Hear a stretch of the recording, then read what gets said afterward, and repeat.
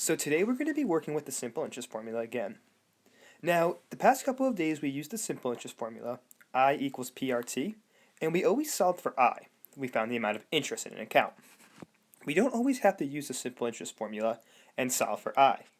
We could use this formula and solve for P, the principal amount, we could solve for R, the rate, or we could solve for T, the time period this money was put into an account. We're going to see a couple examples today where we solve for P and T. In this first example, it's going to read, Tim invested money into an account at a 2% interest rate. After 3 years, his account earned $18 in interest. How much money did he originally put into the account? Now, we're used to plugging in for P, R, and T. But notice that last part of the question asks us, how much money did he originally put into the account? Now, when we're talking about the original amount, we're actually talking about the principal amount. So once again, when we're saying how much money did he originally put into the account, it's asking us to find P, the amount originally put into the account. That's the principal amount. We know that the interest rate for this problem, well, it says is a 2% interest rate, so we can plug in for R. After 3 years, they're going to give us the time period that this money was into this account, 3 years. And notice it tells us the interest earned. It tells us what I is. It says $18 interest. So they actually give us I. So we're going to be using our simple interest formula, and we're going to be solving for P, the principal amount. So here's how it looks. We know we earned $18 in interest. We don't know how much money was deposited. We don't know the principal amount. So I'm going to use P as a variable. It's an unknown. I don't know how much money was originally put into this account. We do know the rate, and the rate was 2%. And remember, you have to express that rate, that percent, as a decimal, 0.02. Okay, so make sure once again we're expressing that as a decimal. It must be plugged in as 0.02. And last but not least, we know how much time this money was in the account. It was in the account for 3 years. So once again, we're going to be solving for P. Now when we solve for P, what we can do first is we can multiply 200, 0.02, and 3. When I do that, I'm going to be left with 18 equals 0.02 times 3 is going to give me 0.06 times P, or 0.06 P.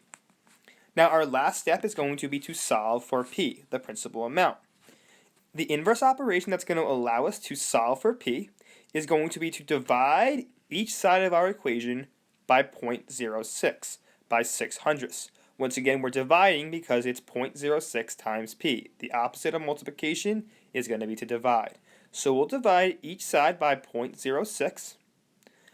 This is a calculated problem. 18 divided by 0.06 would leave us with 300 equals, once again, we divide it by 0.06, equals P, the principal amount. What that tells us is the original amount of money put into the account was $300. So in this second example, once again, we're using our simple interest formula, I equals PRT. Once again, we're going to be using it in a different way. We're not going to be solving for the interest. In a case like this, we're actually going to be solving for T, the time the money was in this account. So the problem is going to read, Sarah invested $500 in a simple interest account earning 2% interest. If she wants to have a total of $550 in her account, how many years must she invest her money? And if you're saying, why are we solving for T? Well, notice that last part of the question asks us, how many years must she invest her money? It's asking us to find the time period she must invest her money to earn a total of $550 in her account. So we're solving for T. Now a couple important things to note before we solve or plug in for our formula. It's going to tell us the amount Sarah invested. She invested $500. That's the original amount put into the account. That's going to be P. It's going to give us the rate, and it's going to give us a 2% interest rate. That's going to be R. So we know P, we know R. T is our unknown. The last thing I need is to find the interest. Now we have to be careful. it's going to say she wants to have a total of $550.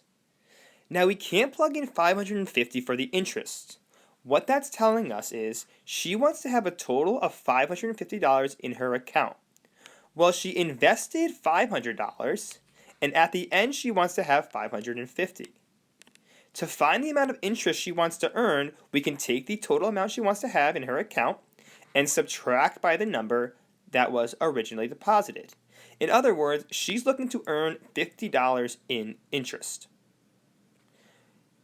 We'll plug in 50 for I. That's the amount of interest she wants to earn. And once again, we got that from subtracting the total amount she wants to have in her account at the end of this time period minus the original amount she deposited. So we have 50 equals, and I'm just going to write it below to give a space, 50 equals the principal amount, which we said was 500, that was the original amount deposited, times the rate, which in this case is 2%, and be very careful, remember you have to express it as a decimal, 0.02. Last but not least, we're trying to find the time. We're trying to find t. So our equation, our formula would look like the following. 50 equals 500 times 200, 0.02, times t. So now we're ready to solve for t. So my first step is going to be to multiply 500 times 200, 0.02. When I do that, I'm going to be left with 10. And don't forget t. And on the left side of my equation, I have 50. That's the interest she's hoping to earn. Last but not least, we're going to divide each side by 10. That's going to allow us to isolate t. That would leave us with 5 equals t. Now what does that tell us?